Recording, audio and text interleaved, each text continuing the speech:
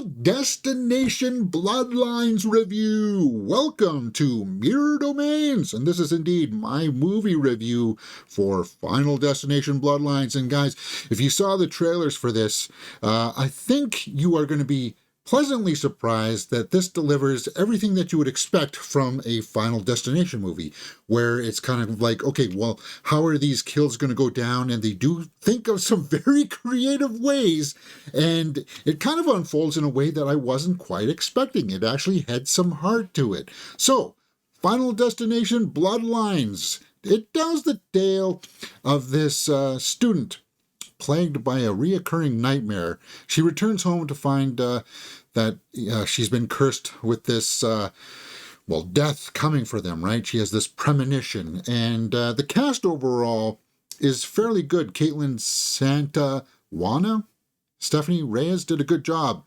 Tio Briones, a lot of lower unknown actors in here. Tony Todd returns in this, and Tony Todd has got a brilliant scene in this, guys. If you don't know it already, this, I think, is his final film, and it's being reported that he wrote his own kind of goodbye, which is really cool, and it kind of comes about the middle of the film, and it's put in such a way where you realize, oh, you know what? This almost accents how well some of the script and story pacing are for this, because I wasn't expecting this. I was expecting, well, just a bunch of new kids being stalked by death and dying in glorious and brutal, gory fashion. And if that's what you want, you are going to see scenes like that for sure. But there is some heart to it where it's like, well, it's our family kind of thing here. There seems to be this bloodline where death will follow us, and we've got to stop it. Do you need to watch the other Final Destinations to understand what's going on in this? No, you don't need to. It does have some Easter eggs in there for the hardcore fans. This movie has a brilliant opening scene. And if you guys know me, I always champion a good opening scene to set the tone for what we're looking for. I think one of the drawbacks that some people may have, though, is that this comes in about an hour and 50 minutes, so it's a touch long, but I think for the pacing and the way that it is delivered, it's fine. Like, you guys, I just watched this movie with a big bag of popcorn, a big smile on my face, going, okay, yeah, that was actually pretty decent. Let's go over to the score sheet and start filling in some numbers, and we'll go over to the tomato meter here and start looking what other people said. Acting, directing, and story are out of a possible 2 points each. Cinematography and score are 1 point each. Acting, overall, all around as an ensemble, I think I will give that 1.5. Now, it does have some cardboard characters in there, but that's fine. And that speech there at the end, or in the middle there, by Tony Todd. Guys, if it doesn't hit you right here, it will. Trust me. I don't know how it couldn't. Directing, I think it was fairly well executed. Technically, the kills were done well. The CGI was like for like blood and all that stuff. I was like, this is some really cool effects. Is it real? Is it makeup? I don't know. But some of the kills in here, let's see, how can I talk about this? Garbage truck. Was it an MRI machine? It's just like, how did you come up with some of this stuff? And it's like, okay, it works. Story. It is pretty straightforward. And I think some people will have some contention with the way that it's not a rinse and repeat. But for me, I liked it. We're sitting at a 5 out of 10 right now. Cinematography, I am actually going to give that a full point because it was well filmed. Score, needle drops. Really good effective use of the score and needle drops. I think if you are a fan of the music and that kind of stuff, then this will work for you. For me, it was a bit serviceable, but I come back and reserve the right to bump that up once we go take a look at what the tomato meter is saying, and we'll just take a look at that right now. 92% by the critics, 89 by the audience. Cool. So it's a universally liked film, and that's what I'm trying to convey to you guys right here. I think you guys are going to have fun with this.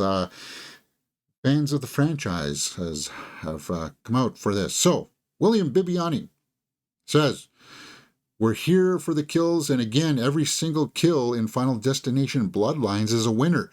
Every time a head explodes, which is a lot, and it is a lot, guys. As I said, in that opening sequence, they do establish the tone of the blood and gore. You'll want to stand up and cheer. And sometimes you may want to stand up and cheer. I'm looking at you, little kid with the penny. You'll know what I'm talking about. So somebody who didn't like it. Lipovitsky and Stein elicit not a single solid performance from their cast, and their tale twists are illogical even by material established guidelines. Don't really agree with that. I mean, that almost reads as if somebody never watched the Final Destination movies. Guys, you got to admit, straight up here, that like death as an entity specter, we've been telling kind of this tale for centuries, like the Grim Reaper and all that stuff, right? So this just is an extension of that. And if you like that kind of tale, then this will be for you. But for some people, I don't. They got a nitpick, right? Let's go down to the audience and see what they said. Cedric, it's okay, but not too excited like the others. What? Total AI garbage. Don't waste your money. So people. So the audience seems to be a little bit harsh on this, guys. I thought. I thought it was a fun ride. Definitely should have put more into the story, not so much to follow and very predictable. Okay, so somebody who did like it. The first good movie in the franchise since the second one, and the very one of the franchise, R.I.P. Tony Todd. Yeah. And indeed, R.I.P. Tony Todd, because as I said, that speech there, guys, that speech that he gives, and he does look like he knew it, right? He knew that his days were numbered in real life there.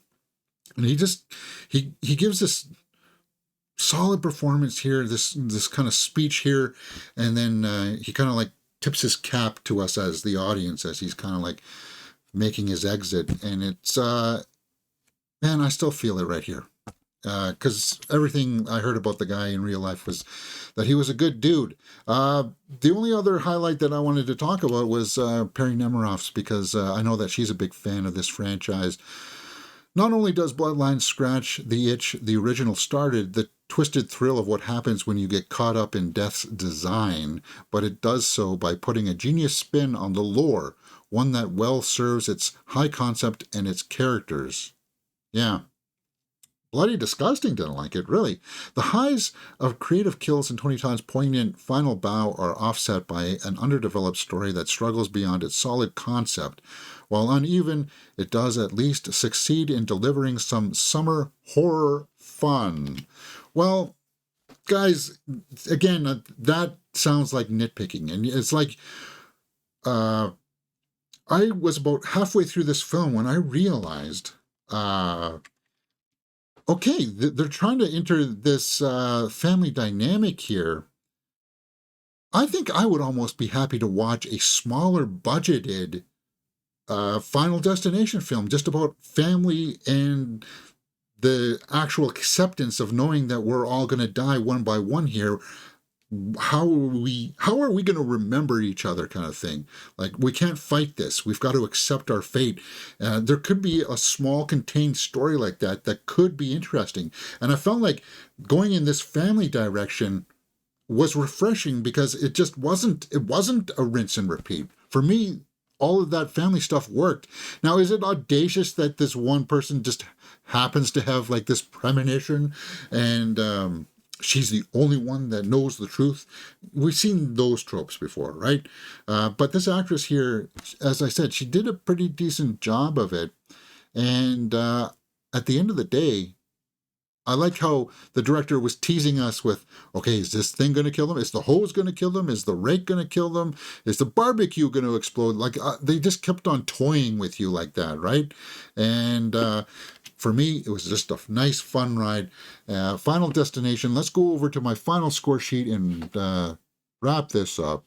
Watchability factor. If you're a big fan of the franchise, and if you are a fan of the horror, then you want to see this 6.5.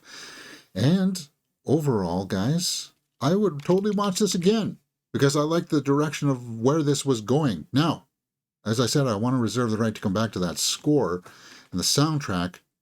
And I think I am going to bump that up to a full point because I do think it was very effective. And there are some good performances in here. The guy that gets his nose thing ripped out or whatever that we saw in the teaser. It's just, there's some interesting stuff in here that caught me off guard that I wasn't expecting. And for me, it was a thumbs up. 7.5 out of 10 for Final Destination Bloodlines. I think that's a solid score right there. Let me know what you thought about it, guys, in the comments below, and we will talk about it. Hey, if you like this kind of thing, come join us here on Mirror Domains, because we also got trailer reactions for the new Superman trailer, movie reviews for Clown in a Cornfield, movie reactions for Tenants and In Flight. And then we wrapped up Andor Season 2, the series finale with 11 and 12. What a phenomenal series there, guys. And other trailer reactions for Ballerina F1 came out this week. We've got Survivor, that's, well, wrapping up. And then occasionally we do movie news here on the channel. But Final Destination Bloodlines is overall just a fun time at the theater. Let me know what you thought. And I'll see you next time, right here on Mirror Domains.